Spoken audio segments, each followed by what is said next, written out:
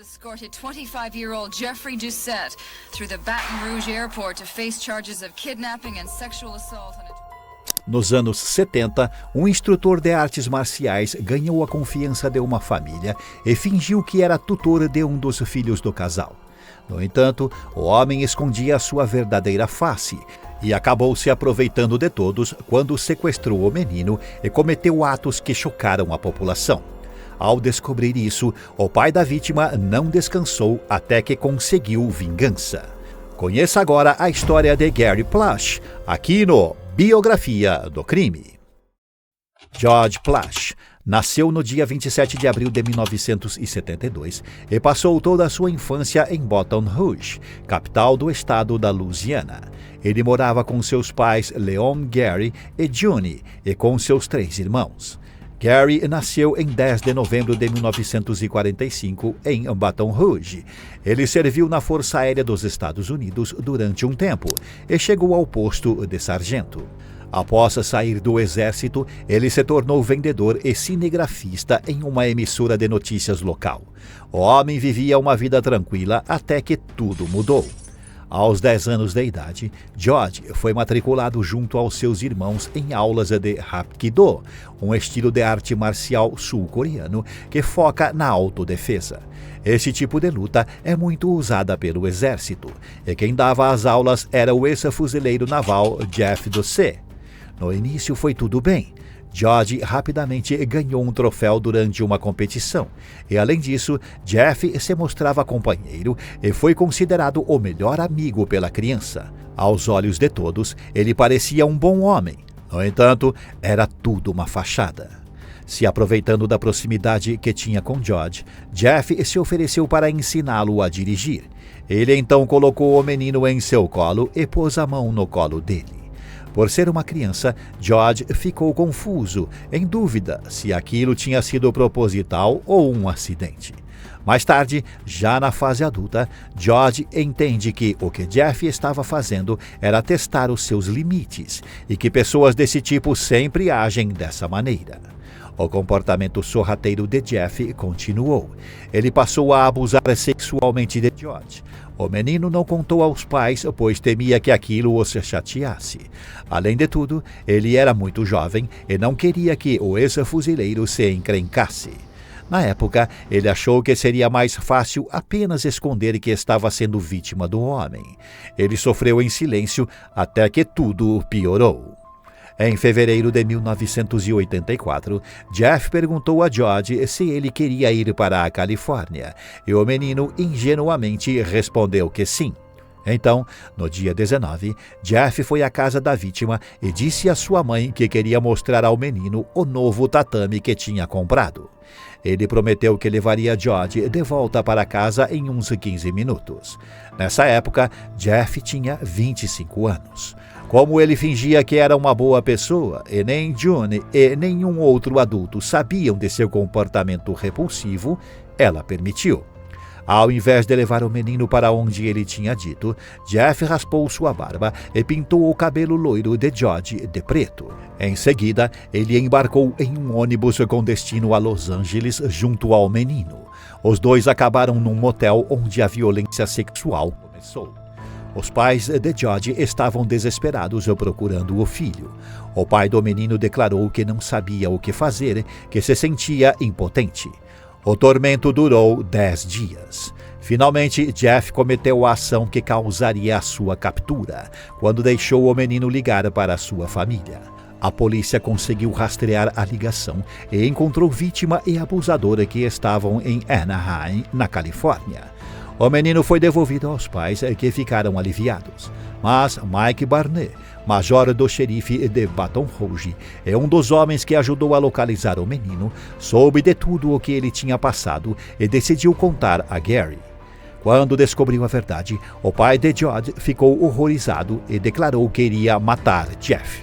Ele então começou a arquitetar a sua vingança.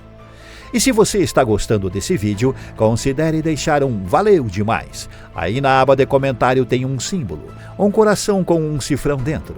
Para fazer uma doação em dinheiro, basta clicar nessa opção e escolher um valor. A sua contribuição é extremamente importante para o andamento do canal.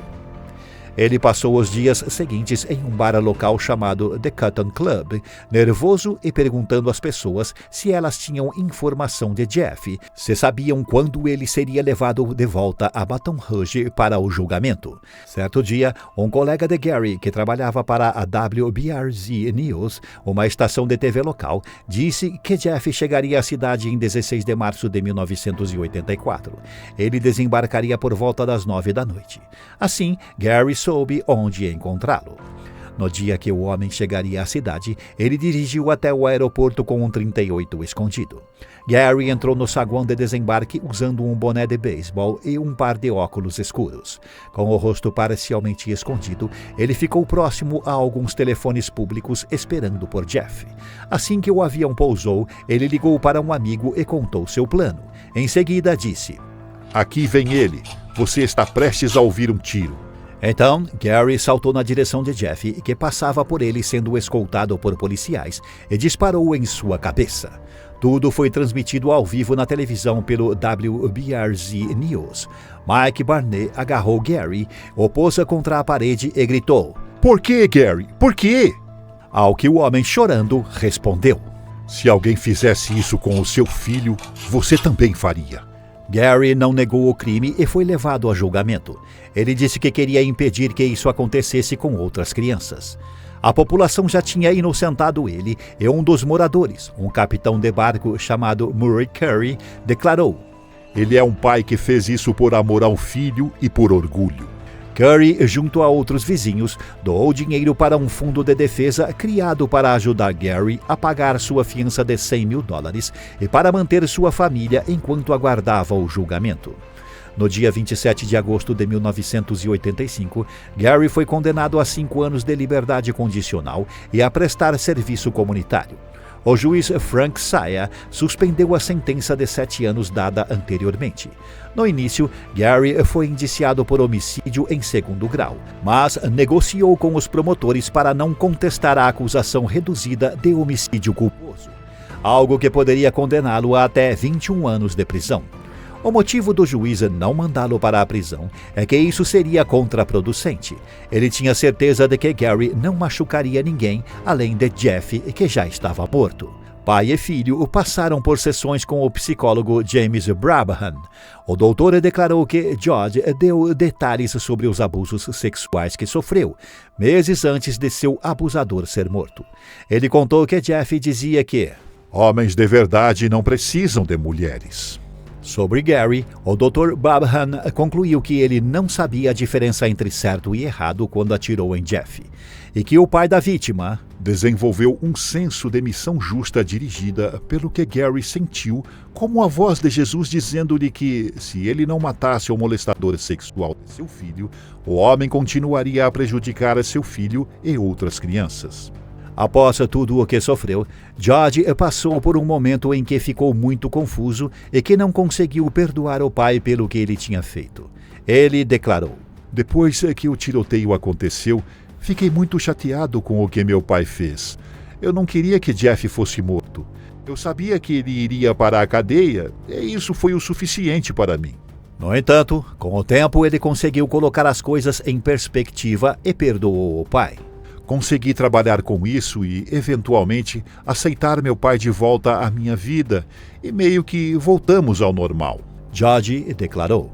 E ele encerrou dizendo: "Não é certo tirar a vida de alguém, mas quando alguém é uma pessoa tão ruim, isso não incomoda muito a longo prazo." Gary faleceu em 2014 por acidente vascular cerebral, com quase 60 anos.